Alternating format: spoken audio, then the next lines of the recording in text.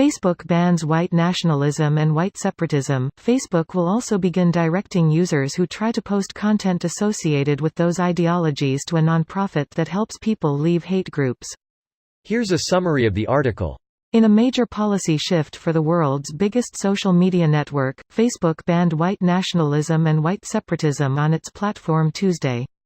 Anyone who distinguishes white nationalists from white supremacists does not have any understanding about the history of white supremacism and white nationalism, which is historically intertwined. Ibram X. Kendi, who won a National Book Award in 2016 for Stamped from the Beginning, The Definitive History of Racist Ideas in America, told Motherboard last year. While there is unanimous agreement among civil rights experts, Motherboard spoke to that white nationalism and separatism are indistinguishable from white supremacy. The decision is likely to be politically controversial both in the United States, where the right has accused Facebook of having an anti-conservative bias, and worldwide, especially in countries where openly white nationalist politicians have found large followings. Facebook said that the overwhelming majority of experts it spoke to believed that white nationalism and white separatism are tied closely to organized hate, and that all experts it spoke to believe that white nationalism expressed online has led to real-world harm.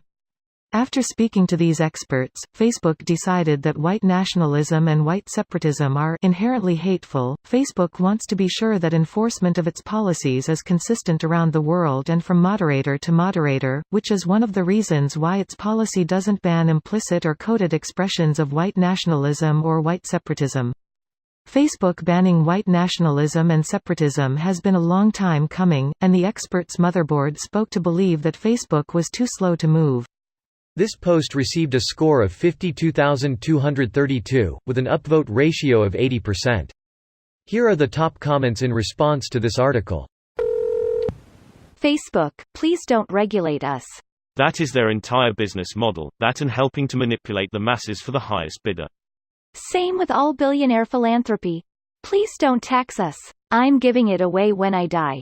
To my children. I am just saying that now, not that you will be able to see my will or see any of the money I have hidden in offshore accounts. Who cares, I'll be dead and there isn't shit you can do about it. I'm giving it all away, and #X200B. To a charity that I own, and will appoint my children as CEO, so they can control all of my money and avoid taxes. The Donald Trump School for kids who can't read good but who really want to read a lot. Greater than the Donald Trump School for kids who can't read good but who really want to be rich without doing anything. FTFY. Oh, Trump University. If only they could take down the anti-vaccine pages too. Or just disable the fucking laugh reaction for anti-vaxxers. Seriously, I know it's a petty thing to hate about them in the grand scheme of playing a game of craps with your kid's life, but God forbid you argue with one and say, measles literally kills children, they'll pepper your comment with the laugh reaction and say, do some real research, sweetie. I love getting peppered with only 1% of cases are fatal, autism ruins lives, comments as if having a disease kills someone isn't a big deal. A 1% mortality rate is pretty fucking horrible. Imagine if 1 in every 100 flu cases resulted in death. Flu doing that is way over the threshold for CDC and the rest of the government to treat it as a catastrophic threat to society function. Yeah, in the US alone that would result in 3.3-ish million deaths in a short period of time. That is more than double the total number of people we lost in every single war we have ever been in since our founding, combined.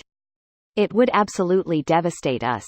Greater than in the US alone that would result in 3.3-ish million deaths in a short period of time. That assumes that 100% of the population contracts the flu. Fucking vaccinate your child and we don't have to worry about 100% of the population catching the flu. Facebook is still making money off your data, they just want you to forget. Facebook is chump change in the world of personal data mining compared to Google and their Android product.